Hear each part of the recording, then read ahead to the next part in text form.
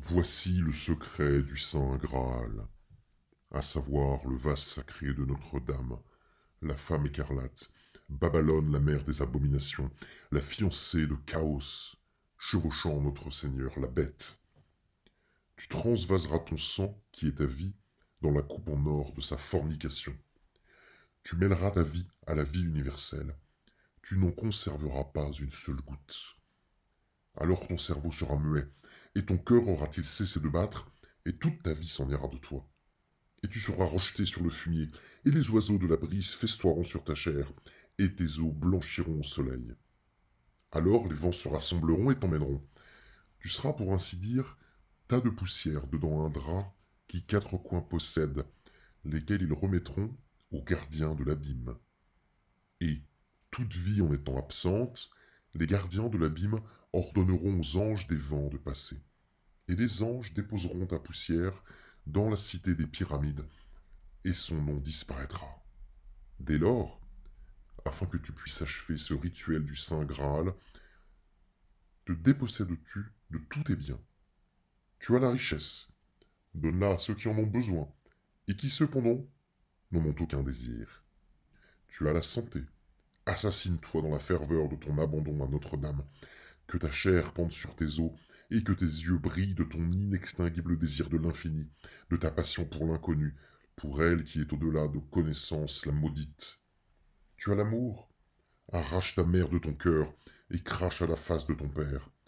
Foule aux pieds le ventre de ton épouse, et que l'enfant à son sein devienne la proie des chiens et des vautours. Car si tu ne fais pas ceci de ta propre volonté, alors le ferons-nous contre ton gré, afin que tu parviennes au sacrement du Graal, dans la chapelle des abominations.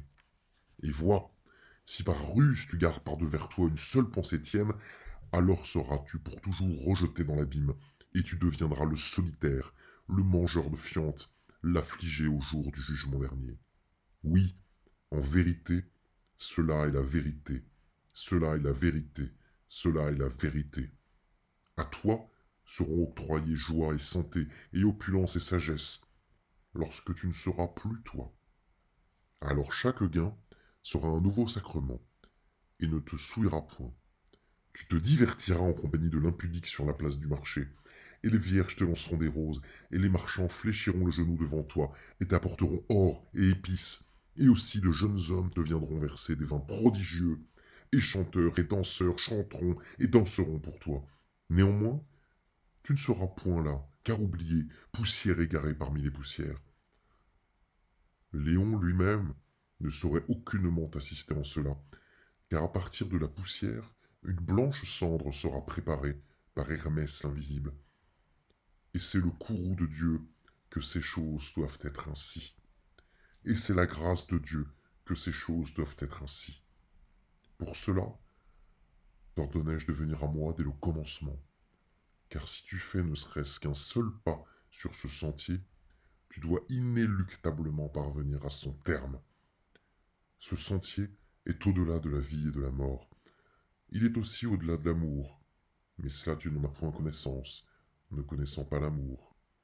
Et la fin de cela n'est même pas connue de Notre-Dame, pas plus que de la bête qu'elle chevauche, ou de la Vierge sa fille, ou de Chaos son légitime seigneur. Mais de l'enfant couronné est-elle connue? On ne sait si elle l'est. Et donc, gloire à Hadith et à Nuit, à la fin comme au commencement, oui, à la fin comme au commencement.